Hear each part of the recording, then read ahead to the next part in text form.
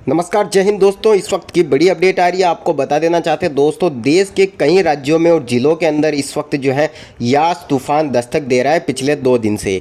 उड़ीसा और पश्चिम बंगाल में इसका असर देखने को मिला है। दोस्तों आपने देखा होगा, काफ़ी तबाही मचाई है पश्चिम बंगाल के अंदर भी।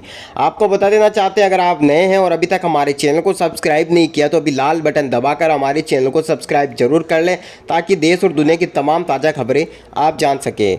दोस्तों जैसा कि आपको पता ही होगा कि 2 दिन से यास तूफान जो है काफ़ी तेज़ी से जो है दोस्तों अब बाउंडर के जैसे देश के कई राज्यों में और कई हिस्सों में छा रहा है। तो दोस्तों इससे काफ़ी नुकसान भी हुआ है और आने वाले 2 दिन में किस किस जिले में और किस किस राज्य में एक बार फिर से यास तूफान की झलक देखने को मिल सकती है, यानी कि इसका कहर देखने को मिल सकती है। तो ये अपडेट भी आपको देंगे कि अगले 48 घंटे में किस किस राज्य में एक बार फिर से यास तूफान आ सकता है। आपको बता देना चाहते हैं दोस्तों, यास तूफान से कहाँ कहाँ कितना नुकसान हुआ, तो आगे किस तरीके से और यास तूफान आ सकता है, पल पल की अपडेट आपको इस वीडियो के माध्यम से देंगे। चक्रवात तूफान यास से हुए नुकसान का जायजा लेने के लिए प्रधानमंत्री नरेंद्र मोदी आज पश्चिम बंगाल और ओडिशा के दौरे पर हैं। तूफान यास के बुधवार को देश के पूर्वी तटों से टकराने के बाद भारी बारिश हुई थी। इस दौरान 145 किमी प्रति घंटे की रफ्तार से तूफानी हवाई चलने से कई मकान क्षतिग्रस्त हो गए। अंदाजा लगा सकते हैं दोस्तों, 145 किलोमीटर प्रति घंटे की रफ्तार से हवाएं चली। इतनी भयानक हवाएं चली है कि जमीन में गड़े हुए उगे हुए पेड़ ऐसे कैसे उखड़कर हवा में उड़ गए और कई करोड़ लोग इससे प्रभावित हुए हैं। यही नहीं, तूफान के चलते कई जिंदगियां हमेशा के लिए खामोश भी हो गई। हालांकि ओडिशा पश्चिम बंगाल के तटों से टकराने के बाद तूफान हल्का फुल्का कमजोर पड़ गया था। बंगाल में 1 करोड़ लोग प्रभावित और 3 लाख मकान क्षतिग्रस्त। बंगाल सरकार ने दावा किया है कि इस प्राकृतिक आपदा के कारण कम से कम 1 करोड़ लोग प्रभावित हुए हैं और 3 लाख मकान क्षतिग्रस्त हुए हैं। बंगाल की मुख्यमंत्री ममता बनर्जी ने कहा है कि चक्रवात के कारण राज्य सबसे अधिक प्रभावित हुआ है। उन्होंने बताया कि एक व्यक्ति की दुर्घटनावश मौत भी हुई है। लगभग पूरे पश्चिम बंगाल में पानी भर गया है। जी हाँ दोस्तों, पूरे पश्चिम बंगाल के अंदर जो है बहुत सारा पानी भी भरा है, क्योंकि तूफान काफ़ी तेज आया था। कहीं तटबंध टूट गए हैं और समुद्र का पानी दक्षिण 24 परगना के सागर एवं गोसाबा जैसे क्षेत्रों और पूर्व मिदनापुर के मंदारमणि, दीघा और शंकरपुर जैसे तटीय क्षेत्रों में घुस गया है। निचले इलाकों में व्यापक क्षति हुई है। आपको बता देना चाहते हैं दोस्तों कि ओडिशा में भी इस तूफान ने काफ़ी जो है तबाही मचाई है। ओडिशा में 3 लोगों की मौत, कई गांवों में भरा पानी। यास तूफान के बाद ओडिशा के बालासोर और भद्रक जिलों में 128 गांवों में पानी भर गया। मुख्यमंत्री नवीन पटनायक ने इन गांवों के लिए 7 दिन तक राहत पहुंचाने की घोषणा की है। बालासोर जिले के बैगाना और रेमुना ब्लॉक और भद्रक जिले के धामरा और वासुदेवपुर के कई गाँवों में समुद्र का पानी घुस गया। क्योंझर और बालासोर में पेड़ गिरने से एक एक व्यक्ति की मौत की पुष्टि भी हुई है। जी हाँ दोस्तों, हालांकि इनकी आधिकारिक रूप से पुष्टि नहीं हुई है। आपको बता देना चाहते हैं, अब अगले 48 घंटे में क्या वापस तूफान ये आएगा। जी हाँ दोस्तों, आपको बता दें, झारखंड में तूफान से 2 की मौत, बड़े पैमाने पर संपत्ति का नुकसान। झारखंड में बंगाल की खाड़ी से आए चक्रवाती तूफान यास के चलते हुई भारी तबाही से मकान गिरने से एक घटना में 2 लोगों की मौत हुई है, जबकि इसके प्रभाव से राज्य में 7 से 8 लाख की आबादी प्रभावित हुई और बड़े पैमाने पर संपत्ति का नुकसान हुआ। राज्य के अनेक इलाकों में पिछले 2 दिनों से जारी तेज बारिश के चलते अनेक पहाड़ी नदियों में जलस्तर बढ़ गया, जिसके कारण कई स्थानों पर पुल भी बह गए। इनमें दोस्तों रांची को तमाड़ से जोड़ने वाला पुल भी शामिल है। तो दोस्तों जो ये तूफान है दोस्तों, आपको पता ही होगा, पिछले 2 दिन से भारी तबाही लेकर आया है।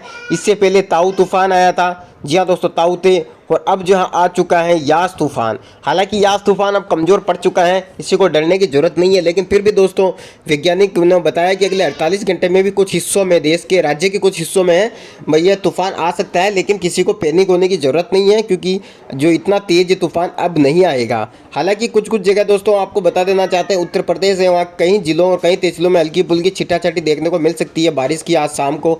तो राजस्थान के कुछ जिलों के अंदर भी बारिश की छिटाछाटी देखने को मिल सकती है। कुछ जिलों और तहसीलों में बारिश हो सकती है। इसके अलावा दोस्तों गुजरात, उड़ीसा और पश्चिम बंगाल के अंदर बारिश की संभावना है अगले 48 घंटे में।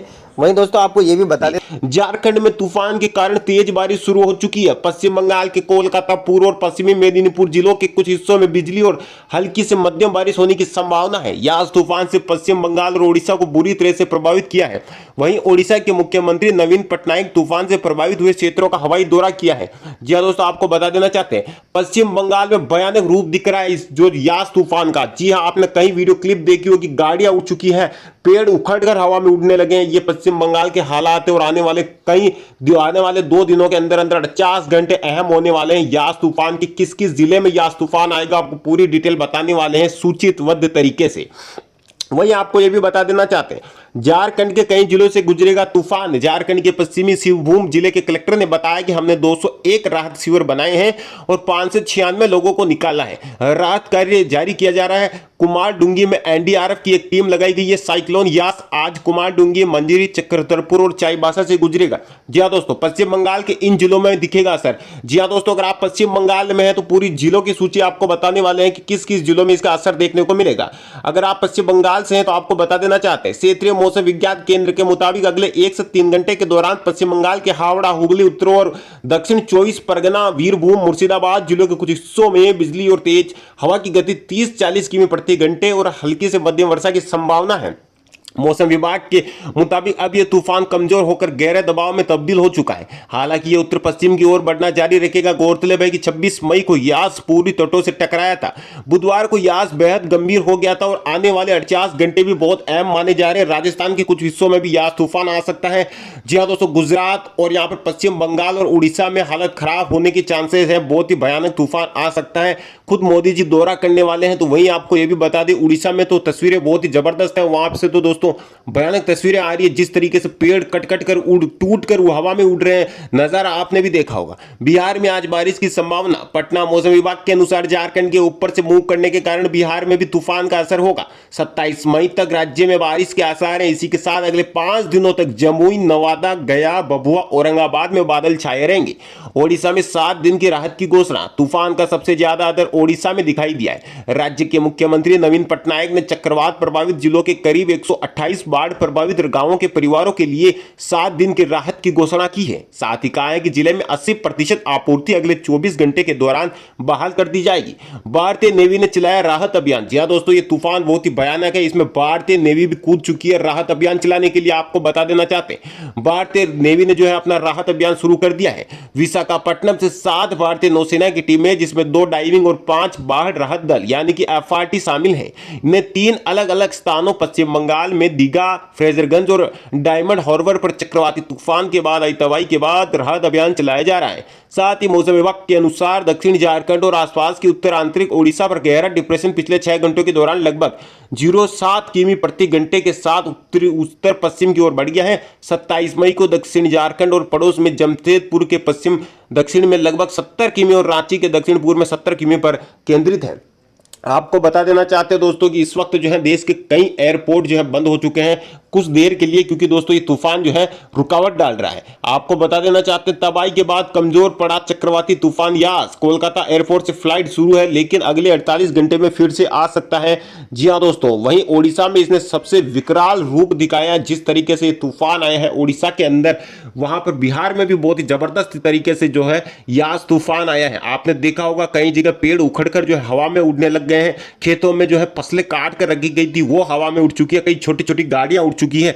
चारों तरफ तबाही की तस्वीरें आई है दोस्तों। इतना भयानक तूफान आया है यास तूफान। अब आपको बता देना चाहते हैं दोस्तों अगले 48 घंटे में किन किन जिलों में या किस किस राज्य में यह तूफान फिर से आ सकता है। आपको बता दें गुजरात, पश्चिम बंगाल, ओडिशा और राजस्थान और इसके अलावा दोस्तों यहां पर पटना जिला। जी हाँ दोस्तों, 4 राज्य और 5 जिले हैं जहां पर यह तूफान जो है अगले 48 घंटे में फिर से आ सकता है। सबसे ज्यादा चांसेस इसके आने के हैं दोस्तों पश्चिम बंगाल और पटना, या दोनों जगह दोस्तों बहुत ही ज्यादा तूफान आज भी आया था। उड़ीसा में भी खतरनाक तूफान आया था। तो अब जो है दोस्तों खुद मोदी जी जो है दौरा करने वाले हैं, क्योंकि सबको पता है दोस्तों ये तूफान जो है बहुत ही भयानक होता जा रहा है, कहीं भी रुकने का नाम नहीं ले रहा है। लोग जो है इससे घबरा भी चुके हैं और इतना जबरदस्त तूफान है दोस्तों कि अगर कोई वीडियो देखे तो उससे जो है दोस्तों उसके मन में ही डर बेच जाए। यास तूफान से भारी नुकसान, पीएम मोदी कल तूफान से प्रभावित बंगाल ओडिशा का दौरा करेंगे। जी हाँ दोस्तों, आपको बता देना चाहते हैं इस वक्त की बड़ी अपडेट आ रही है।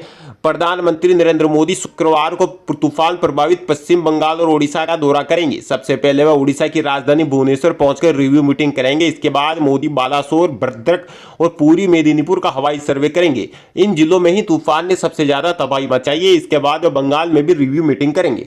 दोनों राज्यों में 20 लाख से ज्यादा लोग प्रभावित। बंगाल और ओडिशा में तबाही मचाने के बाद यास तूफान आगे बढ़ गया है, लेकिन ये तूफान अपने पीछे तबाही का मंजर छोड़ गया है। बंगाल और ओडिशा में तूफान की वजह से 20 लाख से ज्यादा लोग प्रभावित।